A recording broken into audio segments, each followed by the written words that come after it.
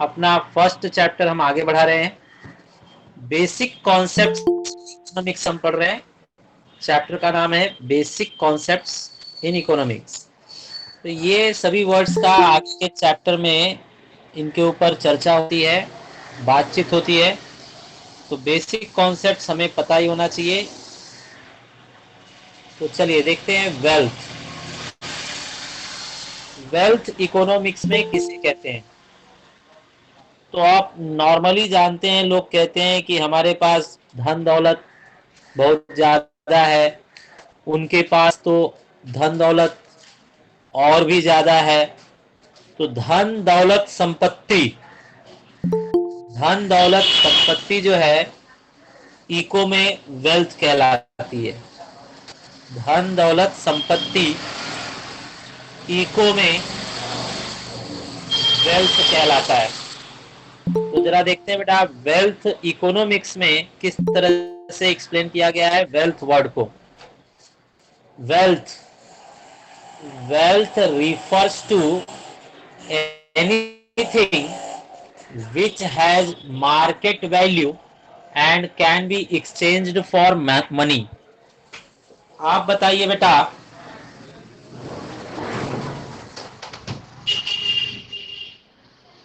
Wealth जो है वो कोई भी चीज हो सकती है जिसका मनी वैल्यू हो, मतलब मार्केट में उसका कोई मनी वैल्यू, एक्सचेंज वैल्यू होना चाहिए। मतलब उसे बेचा जाए तो हमें कुछ मिल सके। जैसे देखिए, anything which has market value and can be exchange for money. अभी आपके पास कार है, कार आप बेचकर पैसे प्राप्त कर सकते हैं। आपके पास घर है, घर बेचकर पैसे प्राप्त कर सकते हैं। आपके पास ज्वेलरी है, ज्वेलरी बेचकर भी आप पैसे प्राप्त कर सकते हैं। कोई भी आपके पास मशीन है, उसे भी बेचकर आप पैसे प्राप्त कर सकते हैं। तो कोई भी चीज हो जिसे बेचकर आप पैसे प्राप्त कर सको, उसे एसेट्स कहा गया है। छोटा बड़ा कोई भी चीज हो वो एसेट्स मतलब वेल्थ कहा गया है। ठीक है, वेल्थ मतलब संपत्ति, धन दौलत। चलिए देखते हैं और आगे इसको एक्सप्लेन करते हैं डिटेल में। To be regarded as wealth, किसी भी चीज को वेल्थ समझने के लिए, वेल्थ कहने के लिए क्या कंडीशंस हैं? A commodity must process the following characteristics. तो ये 4 लेवल पर उसे खरा उतरना चाहिए। अगर इस 4 लेवल पर वो वस्तु, वो चीज खरी उतर रही है तो उसे हम कहेंगे वेल्थ। ठीक है, देखा जाए कौन सी 4 वस्तु, कौन से 4 कॉन्सेप्ट्स हैं, कौन से 4 लेवल है जिनको पार करने के बाद ही वो वस्तु एसेट्स बन सकती है, मतलब वेल्थ बन सकती है। तो यूटिलिटी, सबसे पहले उसका यूटिलिटी होना चाहिए, उसका यूज होना चाहिए तो ही। मान लीजिए कि आपके पास बाइक है, बाइक चल रही है, दौड़ रही है, सही से अभी वर्क कर पाती है, तो वो आपके लिए वेल्थ है। लेकिन क्या है, अब वो स्टार्ट नहीं होती है, उसके पार्ट्स बरोबर वर्क नहीं कर पाते, यूजलेस हो गई है, तो उसे वेल्थ नहीं कहेंगे, तब उसे भंगार कहेंगे। तब उसे भंगार कहा जाएगा, तब वो वेल्थ नहीं है। तो किसी को बेचकर उससे आप पैसे प्राप्त नहीं कर पा रहे हो, भंगार हो चुकी है, तो वो वेल्थ नहीं कहलाएगी। तो सबसे पहला इन लोगों ने कॉन्सेप्ट रखा यूटिलिटी। जो भी चीज आपके पास है उसके अंदर क्या होनी चाहिए? यूटिलिटी होनी चाहिए, तो ही वो वेल्थ मानी जाएगी। नेक्स्ट, स्कैरसिटी, मार्केट में उसकी कमी होनी चाहिए, वो लिमिटेड होना चाहिए, तो ही हम उसे वेल्थ कहेंगे। इसका मतलब पानी जैसे है, समुद्र में पानी है, समुद्र में से पानी अगर आपने एक टैंकर निकाल लिया और कहेंगे कि ये मेरा वेल्थ है, तो उसे वेल्थ नहीं माना जाएगा। उसे वेल्थ क्यों नहीं मानेंगे? क्योंकि उसकी स्केर्सिटी नहीं है, पानी बहुत ही ज्यादा मात्रा में, अबंडेंट लिमिटेशन।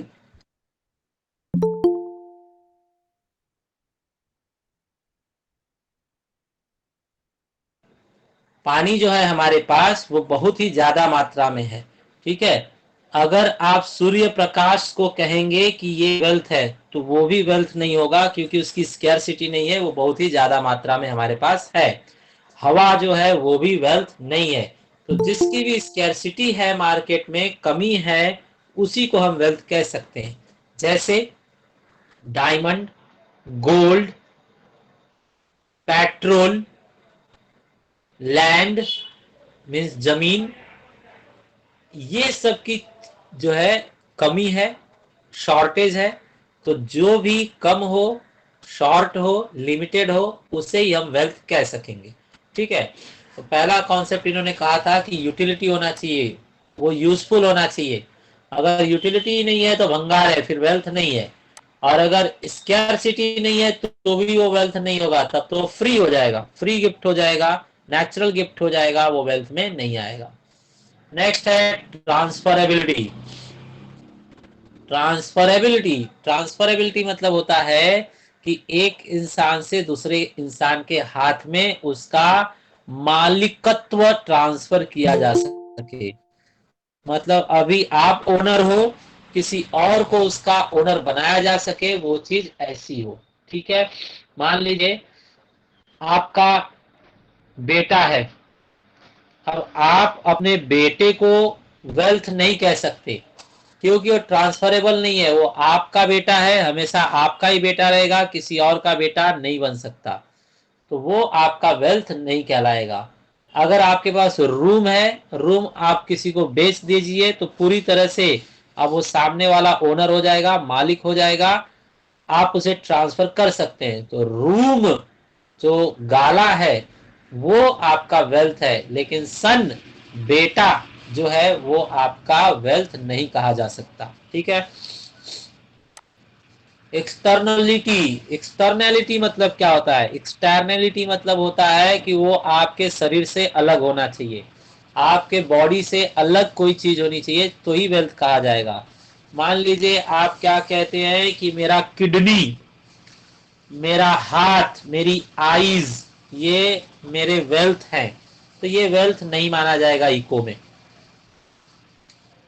वेल्थ क्यों नहीं माना जाएगा? क्योंकि आप आंखों को बेचकर पैसा प्राप्त तो कर सकते हैं, ब्लड को बेचकर भी पैसा प्राप्त कर लेते हैं, किडनी भी बेचकर पैसा प्राप्त कर लेते हैं, लेकिन इकोनॉमिक्स में सोच अलग होती है। इको में क्या सोच है?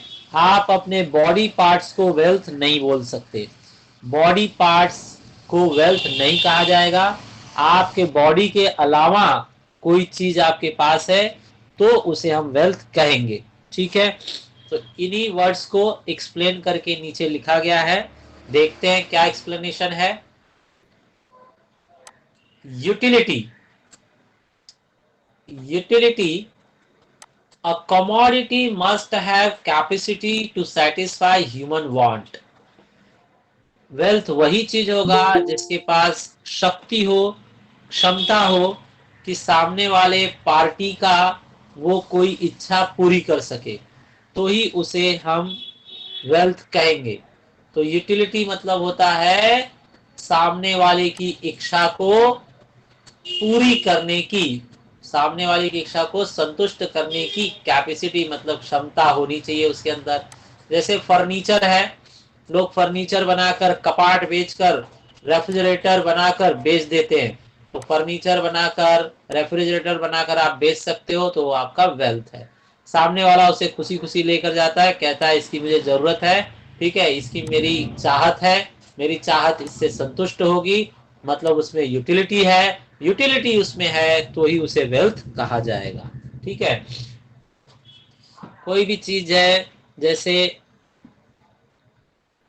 आवारे कुत्ते हैं, आवारे कुत्ते, तो रोड पर जो डॉग्स हैं घूम रहे हैं, उसे आप वेल्थ कहेंगे क्या? नहीं कहेंगे। वो आपके घर से रोटी खाता है, आपके दरवाजे पर बैठता है, लेकिन आप उसे वेल्थ नहीं कह सकते, क्योंकि वो किसी के लिए भी यूटिलिटी नहीं देगा।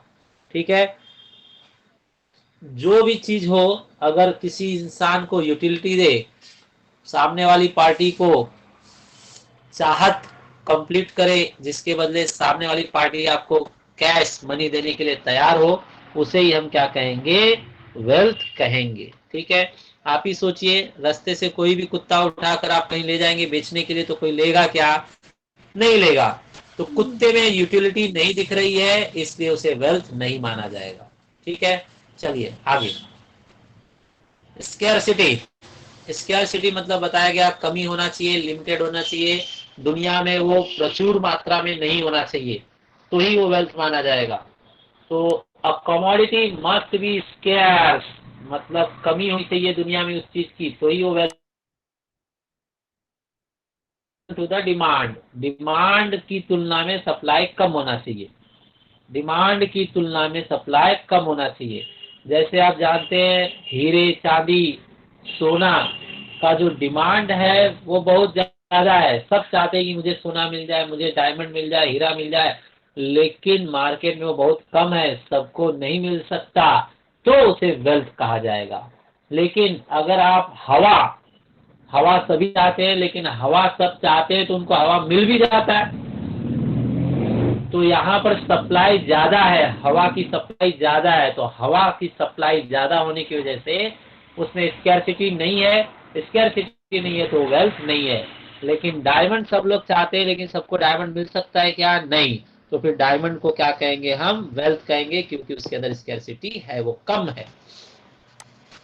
If it is to be included in the term wealth, अगर वेल्थ बनना चाहते हो तो उसकी स्कैरसिटी होनी चाहिए। Example, all economic goods for which price is paid, कोई भी चीज जो आप मार्केट में पैसा देकर खरीद कर ला रहे हो, उन सब की स्कैरसिटी है मार्केट में। ठीक है, कम है मार्केट में, इसलिए उन्हें वेल्थ कहा जा सकता है। तो आप बिस्किट का पैकेट खरीदते हो, ऑयल की बोतल खरीदते हो, साबुन खरीदते हो, दाल चावल खरीदते हो, ये सब आप पैसे देकर खरीदते हो, ड्रेस खरीदते हो, बुक पेन पेंसिल खरीदते हो, सब पैसे देकर खरीदते हो, तो ये सब वेल्थ कहा जा सकता है। क्योंकि आपको अगर लॉकडाउन हो गया, तो ये सब अगर एक महीने नहीं बनाया जाए तो मार्केट में कम हो जाएंगे, लोग ढूंढते रह जाएंगे लेकिन मिलेगा ही नहीं। तो इन सब चीजों की स्कैरसिटी है, इनका जो सप्लाई है वो डिमांड से क्या है, कम है। ठीक है, सभी चाहते हैं लेकिन सबको नहीं मिल पाता है, जो पैसा देता है उसी को मिल पाता है। तो कमी होने की वजह से जितने भी मार्केट में वस्तु मिलते हैं जिन्हें आप पैसे देकर खरीदते हो, वो क्या है, वेल्थ है। ठीक है, स्कैरसिटी है मतलब वेल्थ है। नेक्स्ट,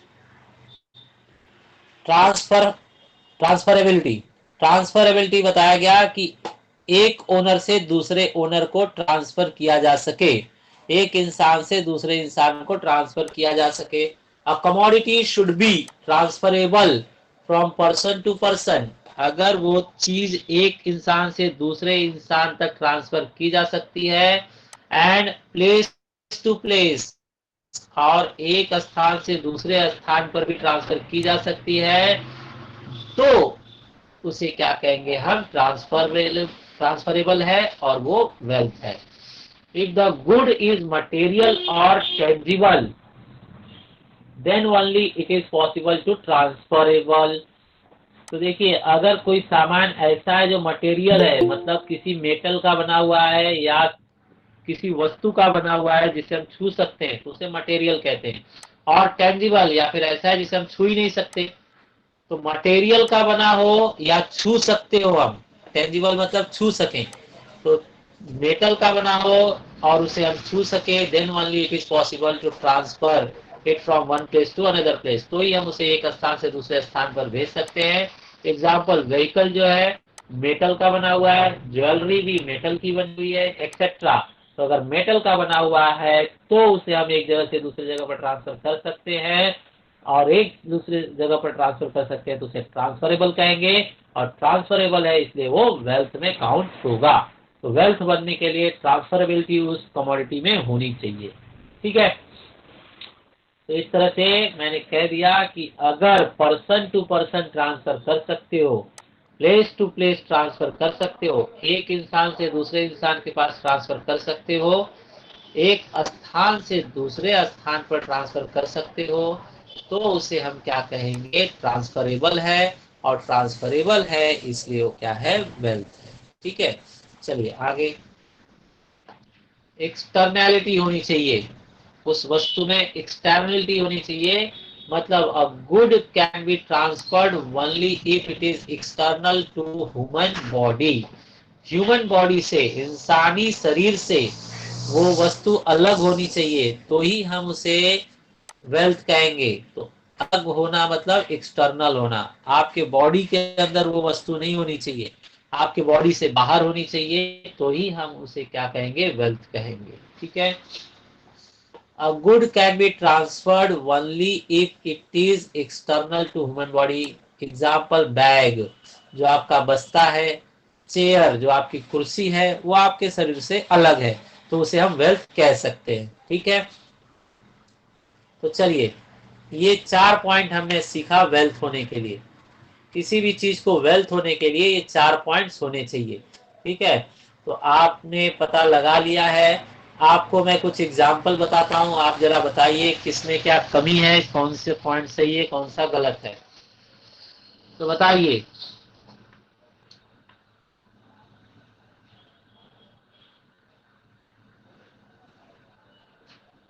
अगर मैं कहूं अग्नि, फायर, आग वेल्थ है कि नहीं, तो आप क्या कहेंगे, अग्नि फायर वेल्थ है या नहीं? नहीं। नहीं। नहीं, नहीं है।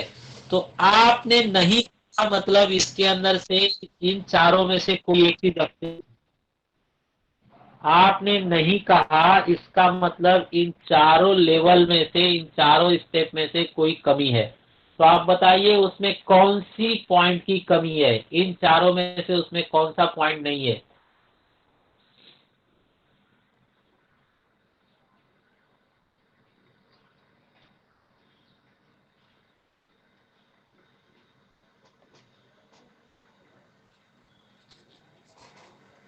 इन चारों में से कौन सा पॉइंट ना होने की वजह से वो वेल्थ नहीं बन पाया? एक्सटर्नलिटी। आग तो एक्सटर्नली ही होता है, आग तो एक्सटर्नल ही होता है, आपके बॉडी की आग जो है वो अलग है। ये जो आग जो हम होलिका पर जलाते हैं, तो होलिका पर जलाकर क्या है, साइड में खड़े हो जाते हैं, तो हमारे बॉडी में थोड़ी जल रहा है, वो तो हमसे बाहर ही है, एक्सटर्नल ही है। स्कैरसिटी। स्कैरसिटी। स्कैरसिटी जो है, स्कैरसिटी जो है वो सही जवाब है। आग जो है, एक तीली माचिस की अगर एक तीली जला दीजिए तो पूरे जंगल में आग लग जाएगा। तो कितना आग आपको चाहिए? ठीक है, आपने दामूनगर कांड तो सुना ही होगा, जब आग लग गई थी, कहीं एक घर में आग लगी और पूरा का पूरा एरिया जलकर खाक हो गया। तो आग जो है अबंडेंट, प्रचुर मात्रा में है हमारे पास, इसलिए उसे हम वेल्थ में नहीं ले सकते, तो वहां पर स्कैरसिटी की वजह से वो फेल हो गया। ठीक है, चलिए नेक्स्ट बताइए। मेरे पास पिछले साल की बुक्स पड़ी हुई है, बुक्स अभी सही है, न्यूज़पेपर भी पड़ा हुआ है, सही है, लेकिन जो पुराने न्यूज़पेपर, पुराने बुक्स है, वो मेरे लिए वेल्थ है कि नहीं है?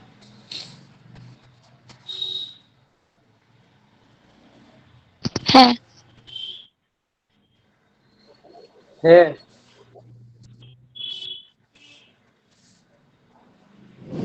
तो पुराने बुक्स और पुराना न्यूज़पेपर एक नजरिए से देखा जाए तो किसी को भी आप दोगे तो कहेगा कि ये पुराना न्यूज़पेपर मैं पढ़ूंगा क्या, ये पुराना बुक मेरे किस काम का?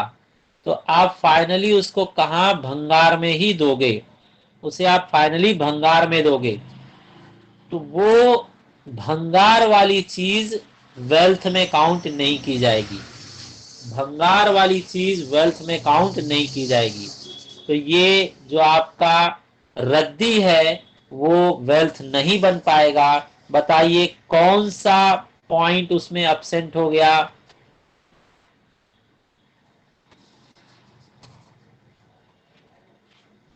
कौन सा पॉइंट उसमें एब्सेंट हो गया बताइए।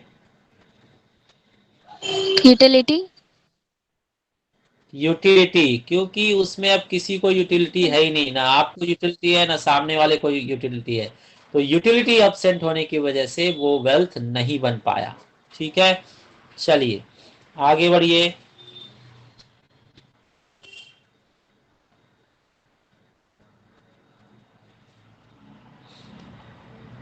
वरुण धवन, रणवीर सिंह, इन लोगों का जो फेस है, ये लोग कहीं भी चले जाएं तो फेस से ही कमा सकते हैं। ये लोग सिर्फ उस फंक्शन में चले जाएं, उस कॉलेज में चले जाएं, उस ओपनिंग में चले जाएं, तो कहीं भी ये लोग जाते हैं तो पैसे लेकर जाते हैं। इनका फेस जो है वो इम्पोर्टेंट है, इनकी पर्सनालिटी, इनकी बॉडी इम्पोर्टेंट है। तो बताइए जो इनका फेस है, जो इसकी इनकी पर्सनालिटी है, वो वेल्थ है या नहीं है। अपने हिसाब से नहीं बताना है, इको के हिसाब से बताना है। इको के हिसाब से वो वेल्थ है या नहीं है। नहीं है। नहीं है सर। कौन कौन नहीं सा है। चीज एब्सेंट हो गया उस,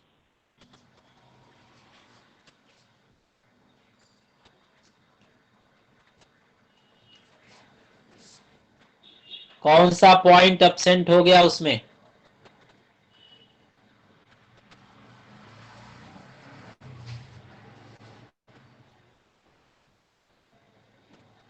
बोलिए बेटा, वो वेल्थ नहीं है मतलब जरूर इसमें से कोई एक कमी हो गई है। इन 4 पॉइंट में से कौन सी कमी है उसमें। ट्रांसफरेबिलिटी।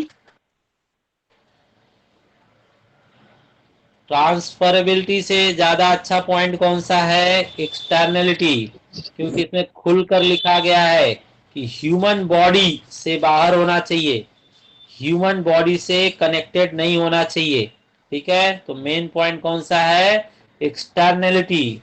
एक्सटर्नलिटी न होने की वजह से वो वेल्थ में काउंट नहीं किया जाएगा। ठीक है, तो इस तरह से ये आपका वेल्थ में नहीं आएगा। अभी सरकार जो है ना बेटा, सरकार वेल्थ पे भी टैक्स चार्ज करती है, टैक्स चार्ज करती है वेल्थ पे। अगर आपके पास बंगला है, आपके पास 4 फैक्ट्री है, तो इनकम टैक्स तो लेगी ही, वेल्थ टैक्स भी लेती है। इनकम टैक्स तो लेगी ही, वेल्थ टैक्स भी लेती है। तो वेल्थ टैक्स किस पर लिया जाएगा, आपके बंगले पर, आपकी फैक्ट्री पर, आपके गार्डन पर, आपके रेसिडेंस होम पर। लेकिन आपके चेहरे पर, आपकी पर्सनालिटी पर, आपके गुड लुक पर नहीं चार्ज कर सकता गवर्नमेंट वेल्थ टैक्स, क्योंकि वो वेल्थ है ही नहीं। आपका जो पर्सनालिटी है, आपकी जो बॉडी है, वो वेल्थ में काउंटिंग नहीं होगी, इसलिए उसके ऊपर वेल्थ टैक्स भी चार्ज नहीं होगा। ठीक है, चलिए आगे चलते हैं।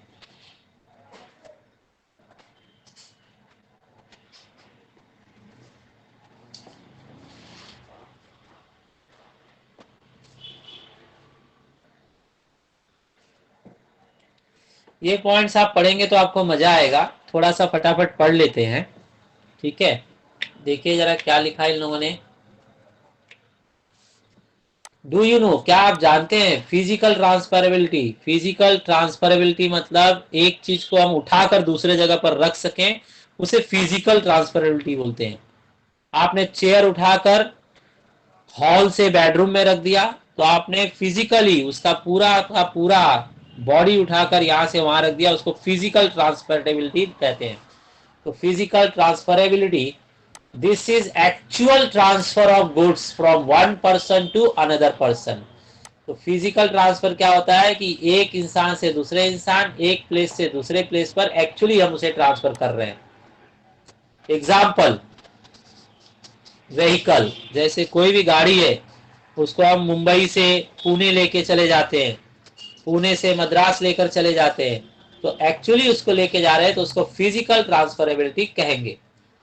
नेशनल ट्रांसफरेबिलिटी, नेशनल ट्रांसफरेबिलिटी फिर क्या होता है? It is not possible to transfer the goods physically, इसमें सामान खुद उठ के यहां से वहां नहीं जाता, तो क्या होता है? But there can be only transfer of ownership, मतलब मालिक सिर्फ चेंज किया जा सकता है।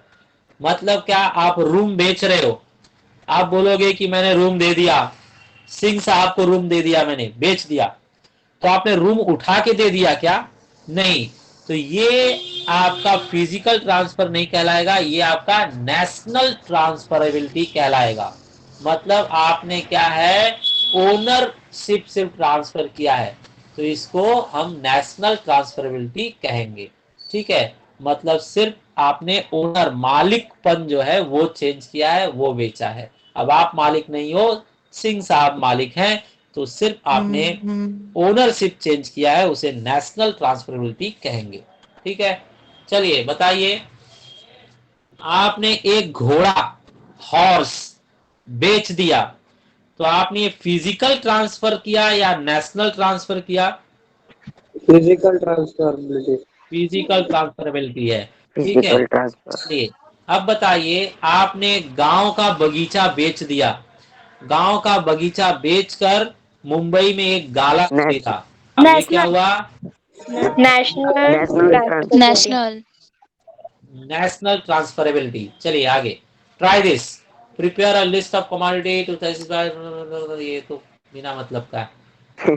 Do you know inborn qualities like beauty? अब जो मैंने आपको बताया अभी अभी कि वरुण धवन हो गए, रणवीर सिंह हो गए, उनकी जो पर्सनैलिटी है, किसी भी इंसान की जो ब्यूटी है, जो मेलोडियस वॉइस है, मतलब लता मंगेशकर हो गए, और अभी नेहा कक्कड़ भी गाती है ना, नेहा कक्कड़ हो गई, ये लोग की जो मेलोडियस वॉइस है, मतलब मधुर आवाज जो है, इफिशियंसी, इफिशियंसी मतलब क्षमता जो है, ताकत जो है, मतलब जैसे जो WWE के रेसलर्स है, उनकी जो ताकत है, जो एफिशिएंसी है, एक्सेट्रा, आर नॉट वेल्थ, उन्हें हम वेल्थ नहीं कह सकते। तो पहले ही बताया गया, किसी की सौंदर्य, किसी का सौंदर्य, किसी की मधुरता और किसी की क्षमता को हम बेच नहीं सकते, शरीर से वो अलग नहीं है, इसलिए वो वेल्थ नहीं है।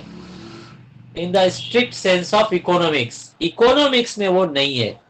आप बार बार सोचेंगे, डीपली अगर सोचने जाएंगे तो आप बोलेंगे कि अभी तो आप बोले थे कि किसी के लिए भी वो यूटिलिटी दे रहा है और आप बेच सकते हो, बेच सकते हो तो वो वेल्थ हो जाएगा। तो आप देखिए, जैसे लता मंगेशकर की आवाज किसी को तो यूटिलिटी देती है ना, और लता मंगेशकर तो वही बेच बेच कर क्या है, कमा रही हैं, पैसे कमा रही हैं। ठीक है, पर्सनालिटी का भी आपको बताया गया, जो गेस्ट अपीयरेंस रहता है, सेलिब्रिटी रहते हैं, वो यहाँ वहां जाकर क्या है, अपना फेस दिखाकर ही पैसा कमाते हैं। किसी के लिए वो यूटिलिटी देता है, लोग उन्हें देखने के लिए लाइन लगाते हैं, भीड़ लगाते हैं, क्राउड जमा हो जाती है, तो वो लोग भी तो पैसे उससे कमा रहे हैं। लेकिन इको में इसे रिस्ट्रिक्ट किया गया है, स्ट्रिक्टली इको में क्या है, बोला गया है कि आप कैसे भी समझ रहे हैं, कोई भी दिमाग लगा रहे हैं, पैसे वो कमा रहे हैं, मान लेते हैं, किसी को उनसे मजा मिल रहा है, मान लेते हैं, लेकिन इको में वो वेल्थ नहीं माना जाएगा, इको में वो वेल्थ नहीं समझा जाएगा, क्योंकि वो एक्सटर्नल नहीं है। They are neither external not transferable, किसी भी की भी सौंदर्यता शरीर से बाहर नहीं है और सौंदर्यता को ट्रांसफर नहीं किया जा सकता। ये ले जा मेरे फ्रेंड, 2 दिन के लिए तू लेके जा, वैलेंटाइन आने वाला है, उसके बाद रिटर्न कर देना। तो ऐसा आप अपना चेहरा किसी को ट्रांसफर नहीं कर सकते, अपनी सुंदरता किसी को दे नहीं सकते, तो ये आपका वेल्थ के अंतर्गत नहीं आएगा। ठीक है, चलिए नेक्स्ट कॉन्सेप्ट पढ़ते हैं। वेल्थ कॉन्सेप्ट अभी तक हमने क्लियर किया, वेल्थ कॉन्सेप्ट। अब हम देख रहे हैं यहां पर new concept, personal income. Personal income और नेशनल इनकम दो कॉन्सेप्ट है हमारे पास। पर्सनल इनकम मतलब आपके घर की इनकम, आपकी इनकम बढ़ गई है, ठीक है। अभी मान लीजिए कोरोना कोविड-19 के अंतर्गत जितने भी डॉक्टर हैं सबकी इनकम बढ़ गई थी, तो वो पर्सनल इनकम मानी जाएगी। लेकिन नेशनल इनकम कोरोना के अंतर्गत क्या हो गई है, गिर गई है। तो किसी एक इंसान, किसी एक समाज का इनकम पर्सनल इनकम कहलाएगा। किसी एक कंपनी, किसी एक फैक्ट्री का इनकम पर्सनल इनकम कहलाएगा। लेकिन पूरे देश का अगर इनकम हो तो उसे हम नेशनल इनकम कहेंगे, ठीक है। तो चलिए क्या लिखा है, personal income, earnings received by a person from all sources is called his personal income। कोई भी इंसान, कोई भी जुगाड़, कोई भी दिमाग लगाकर कमा रहा है, मतलब फ्रॉम ऑल सोर्सेस, किसी भी दिमाग से, किसी भी साधन से, किसी भी तरीके से, किसी भी आइडिया से अगर कोई इंसान कमा रहा है तो जो टोटल उसकी कमाई रहेगी वो उसकी पर्सनल इनकम मानी जाएगी, पर्सनल इनकम कहलाएगा, ठीक है। तो पर्सनल इनकम हो गई उसकी, मान लीजिए 2 लाख, 2 लाख उसकी पर्सनल इनकम हो गई। अब पर्सनल इनकम में ही थोड़ी सी बात और छेड़ी जाएगी, personal disposable income. Personal income तो समझ में आया 2 लाख। अब ये पर्सनल डिस्पोजेबल इनकम क्या है, तो 2 लाख अगर आपने कमाया है तो ये 2 लाख पूरा आपका नहीं हो जाता। सबसे पहले आपका फर्ज बनता है कि 2 लाख में से आप इनकम टैक्स भरें। 2 लाख में से आपने इनकम टैक्स भर दिया, मान लीजिए 10,000। 2 लाख में से 10,000 चला गया। अब आपके पास अपना पैसा बचा खर्च करने के लिए, मनमानी उड़ाने के लिए, कितना, 1,90,000। तो 1,90,000 ही क्या कहलाएगा, डिस्पोजेबल इनकम कहलाएगा, पर्सनल डिस्पोजेबल इनकम। डिस्पोजेबल मतलब होता है खर्च किए जा सकने योग्य, लुटाए जा सकने योग्य, इंजॉय किए जा सकने योग्य। तो ये जो 1,90,000 है, ये ऐसा रकम आपके पास बचा है जो आप अपनी मर्जी से उड़ा सकते हो, खर्च कर सकते हो, डिस्पोज कर सकते हो, ठीक है। तो उसे हम पर्सनल डिस्पोजेबल इनकम कहेंगे, ठीक है। एक्सप्लेनेशन पढ़ा जाए। It is that part of personal income, ये पर्सनल इनकम का ही एक हिस्सा है। पर्सनल इनकम कितना था आपका, 2 लाख। तो 2 लाख में से ही एक ये वो एक हिस्सा है विच इज लेफ्ट ओवर, जो बच जाता है, जो बैलेंस रह जाता है after payment of direct taxes. After payment of direct taxes, direct taxes मतलब इनकम टैक्स, वेल्थ टैक्स। तो इनकम टैक्स, प्रॉपर्टी टैक्स भरने के बाद जो बचता है आपके पास, उसे ही कहते हैं पर्सनल डिस्पोजेबल इनकम। इको के लिए इंपॉर्टेंट शब्द है ये। Such as income tax, wealth tax, देखिए लिखा भी है नीचे, इनकम टैक्स, वेल्थ टैक्स भरने के बाद जो आपके पास बच जाता है, शेष रह जाता है, उसी इनकम को हम पर्सनल डिस्पोजेबल इनकम कहेंगे। बात समझ में आई रहेगी बेटा।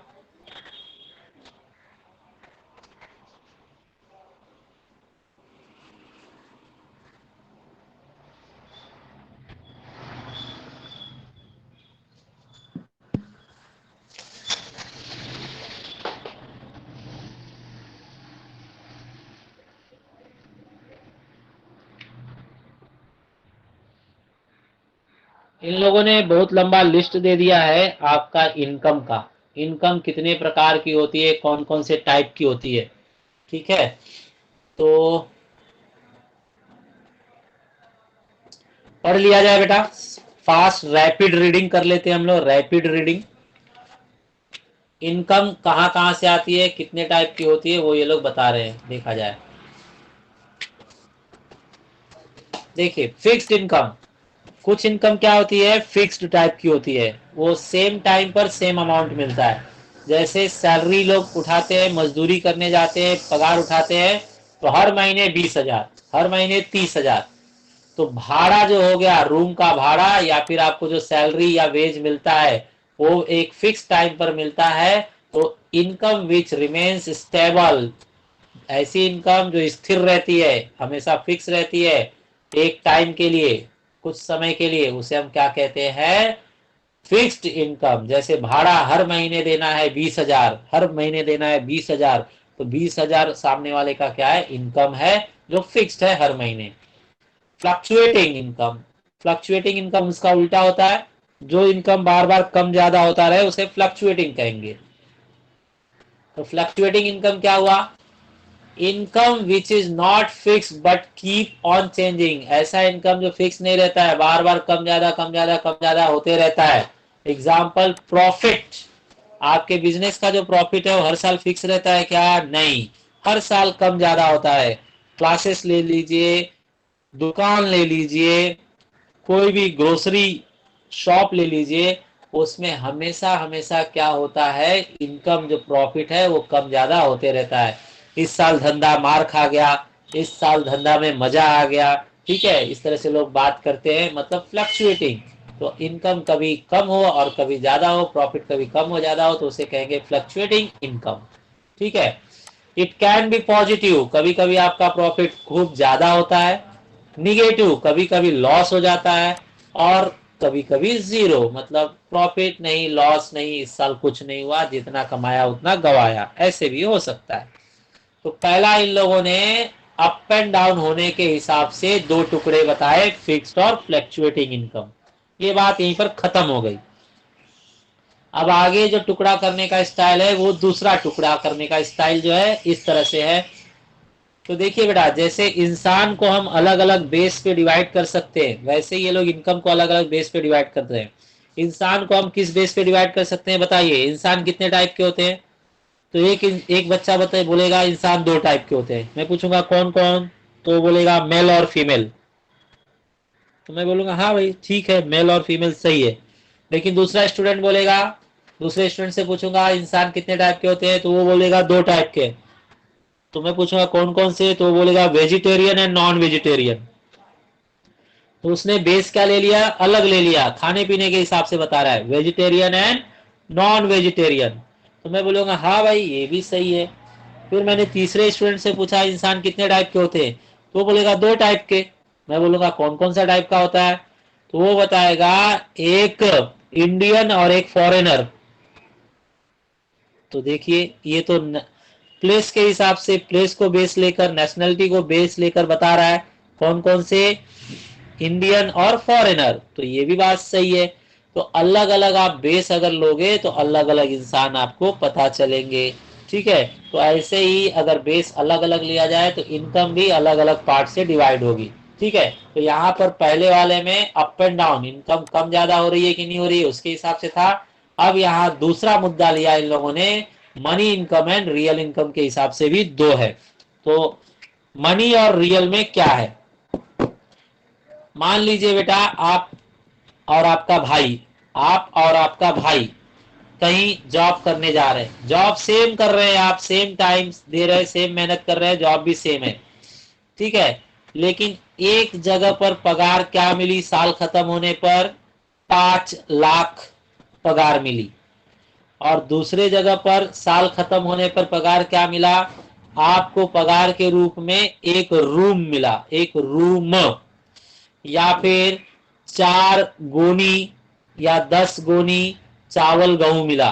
ठीक है, तो यहां पर आप देख रहे हो, अगर आपको 4 लाख कैश मिला तो कैश जो है वो मनी कहा जाएगा, मनी इनकम कहा जाएगा। और रियल इनकम में क्या है, आपको कोई वस्तु कोई सामान दे दिया जाएगा, उसे हम रियल इनकम कहेंगे। ठीक है, तो रियल इनकम जो होता है मनी इनकम से डिफरेंट होता है। इको लैंग्वेज में इसे अगर और डिटेल में पढ़ा जाए तो मैं आपको बताता हूं बेटा, एक आपको यहाँ पर पहले टेक्स्ट बुक का वर्डिंग पढ़ते हैं, फिर आपको वापस से मैं समझाता हूं। देखिए, मनी इनकम, मनी इनकम क्या है? It is the income received in actual currency, मतलब नोट में, करेंसी मतलब नोट में, ऑफ द कंट्री। आपके देश के करेंसी क्या है, उसके हिसाब से आपको जो पैसे मिले उसे हम क्या कहेंगे? Money income. In other words, there is income in cash ₹5000। अगर आपको कमाई हुई 5000 तो मनी इनकम 5000, कमाई हुई 40000 तो मनी इनकम 40000, इस तरह से। लेकिन रियल इनकम क्या होता है? अलग होता है। रियल इनकम में क्या देखा जाएगा? It is the purchasing power of the money income. Real income को परचेजिंग पावर कहते हैं। क्या होता है परचेजिंग पावर? मैं बताता हूं। Example, commodity purchase out of money income. तो देखिए बेटा, रियल इनकम क्या होता है मैं आपको बताता हूं। मान लीजिए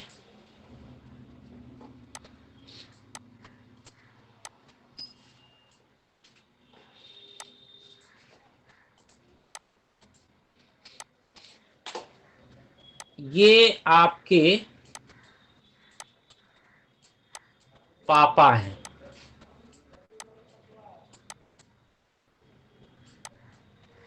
ये आपके पापा हैं।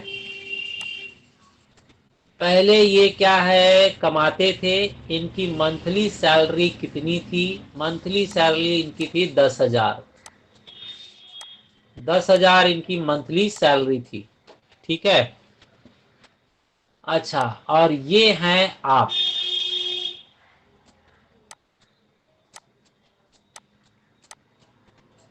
ये आप हैं। आपकी कमाई है मान लीजिए मंथली 15,000। अब बताइए बेटा, फटाक से बताइए, किसकी इनकम, किसकी मनी इनकम ज्यादा है? हमारी। Very good. तो हमारी। आप, हाँ, आपकी मनी इनकम क्या है? ज्यादा है। आपकी मनी इनकम ज्यादा है।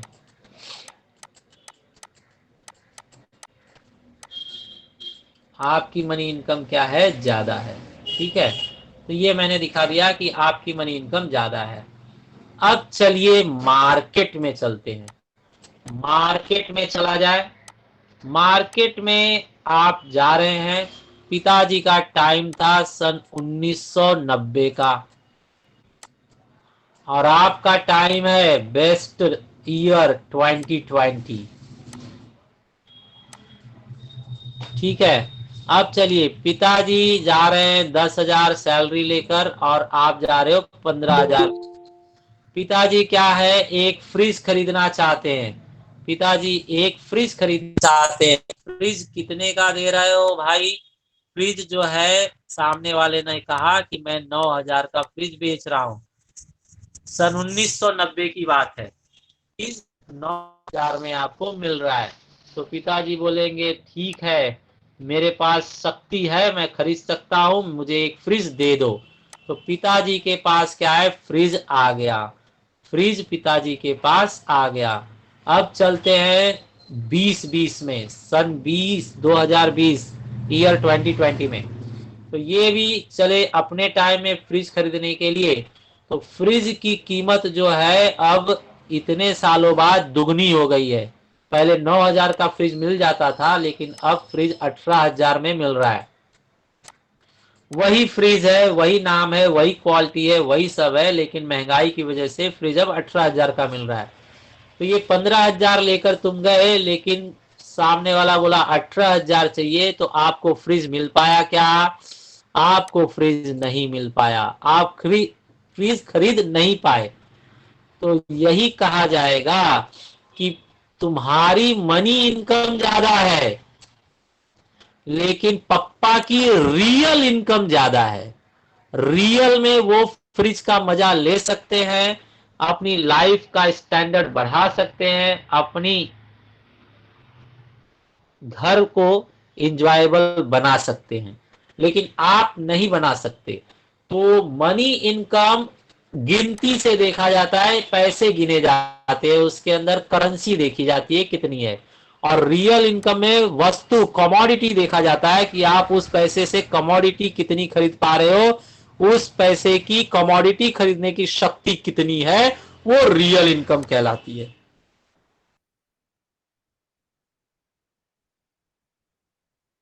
बोलिए, बात समझ में आई क्या? Yes, sir. Yes, sir.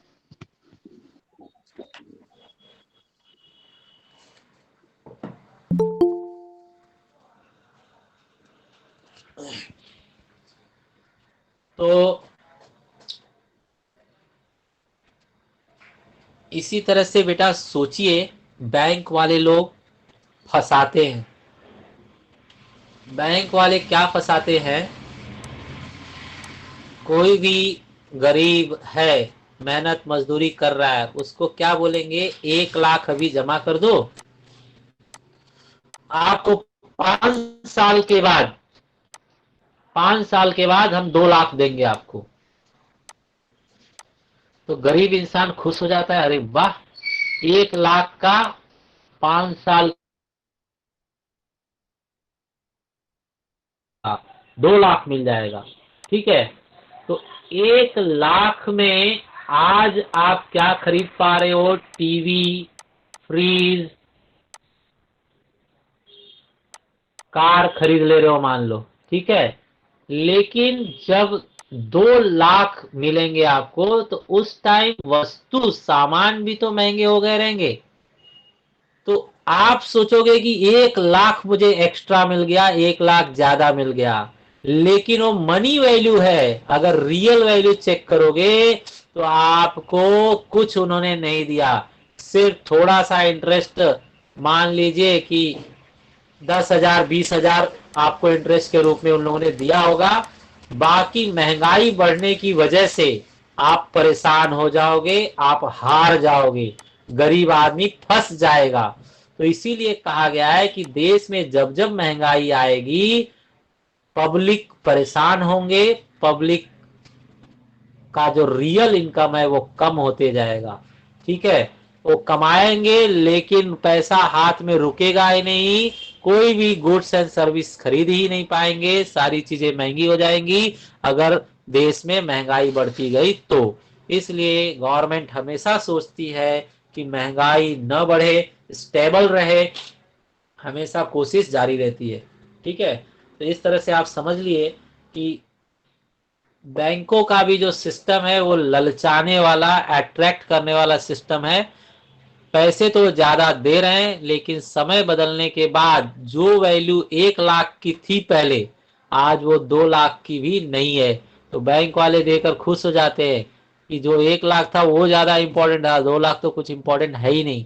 ठीक है, आपके पप्पा जो है अपने जमाने में, आपके दादा जो है अपने जमाने में 5,000 में खुशी खुशी और सबको बताते हुए जॉब करने के लिए तैयार हो जाते थे कि 5,000 महीना मिल रहा है, बहुत बड़ी रकम है। लेकिन आज लोग 20,000 के लिए भी क्या है, तैयार नहीं होते हैं। 20,000 तो कुछ नहीं है, उससे ज्यादा इनकम मिलनी चाहिए, तब घर चल पाएगा सही से। ठीक है, तो आप देखते हैं कि 10 साल में ही कीमतें क्या है, दुगनी हो जाती हैं। दूध की कीमत मैं आपको बताऊं तो दूध की कीमत जो है 1990 में 1990 में रियल जो है 1990 के टाइम में दूध की कीमत थी 10 रुपए लीटर, 10 रुपए लीटर। लेकिन अब दुगुना, तिगुना, चौगुना, 5 गुना, 6 गुना, 7 गुना, 8 गुना, 9 गुना कहां पर पहुंच गई है अब? 60 रुपीज। मतलब आपका 6 गुना हो गया है। कहीं कहीं पर 70 रुपया लीटर मिल रहा है तो 7 गुना हो गया है। ठीक है, तो ये देखिए 30 साल, 1990 से 2020 देखा जाए तो 30 साल, 30 साल में आप अगर देख रहे हो तो 30 साल पहले पिताजी का राज था, 30 साल बाद बच्चों का राज आ जाता है। तो 30 साल के डिफरेंस में चीजें क्या हो गई 6 गुना 7 गुना महंगी हो गई हैं आपकी आंखों के सामने। तो जो चीज पुराने जमाने में 1 लाख में मिल जाती थी वो अब 2 लाख में भी नहीं मिलेगी। तो इस तरह से आपको इकोनॉमिक्स के उतार चढ़ाव को समझना चाहिए। ठीक है, चलिए यहाँ पर बात खत्म करते हैं। कोई अपना कुछ विचार प्रकट करना चाहता है क्या?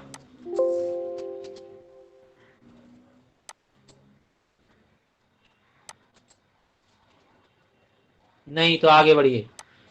मनी इनकम बता दिया मैंने, किससे चेक किया जाता है? करेंसी से।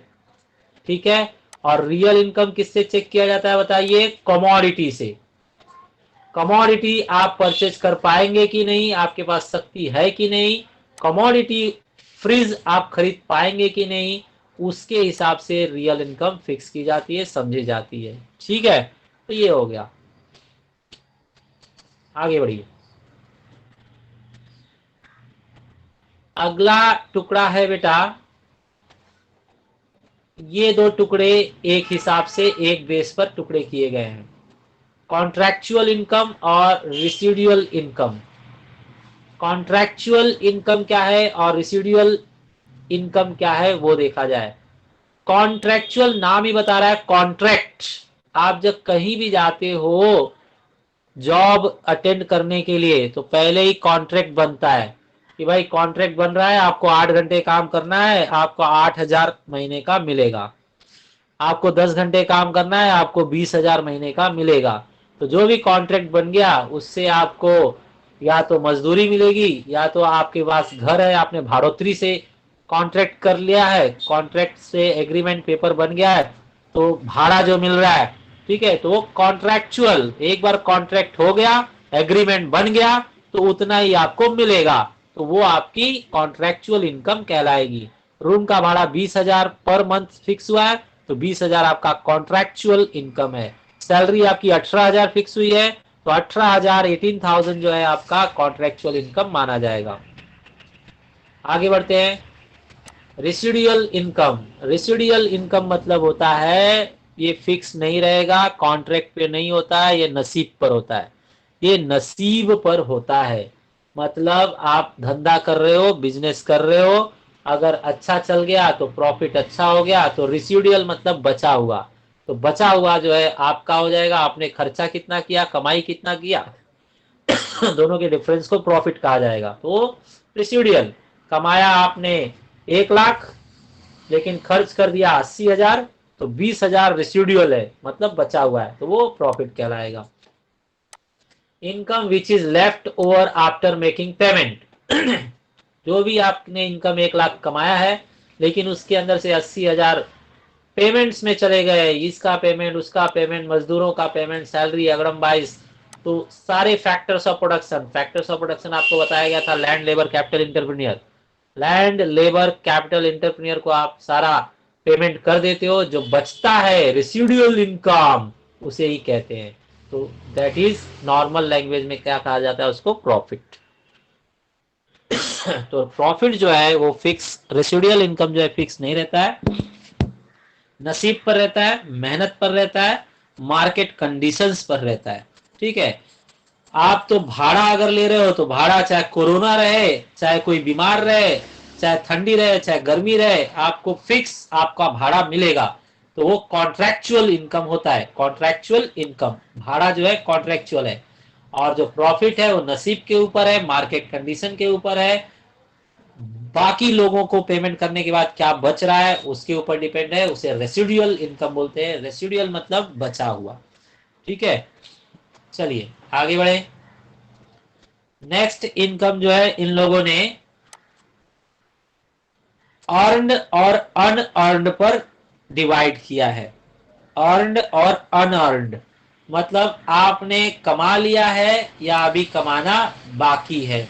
ठीक है, मतलब आपके मेहनत से वो मिला है या ऐसे ही मिल गया है, आपके मेहनत से मिला है या ऐसे ही आपको मिल गया है, बिना मेहनत के एक्स्ट्रा मिल गया है उसके हिसाब से। तो अगर आपने कमाया है तो अर्न कहेंगे, और आपको एक्स्ट्रा मिल गया है, आपकी मेहनत से ज्यादा मिल गया है, कोई मार्केट कंडीशन आपके नसीब के हिसाब से कुछ एक्स्ट्रा मिल गया है, तो उसे अनअर्न कहेंगे।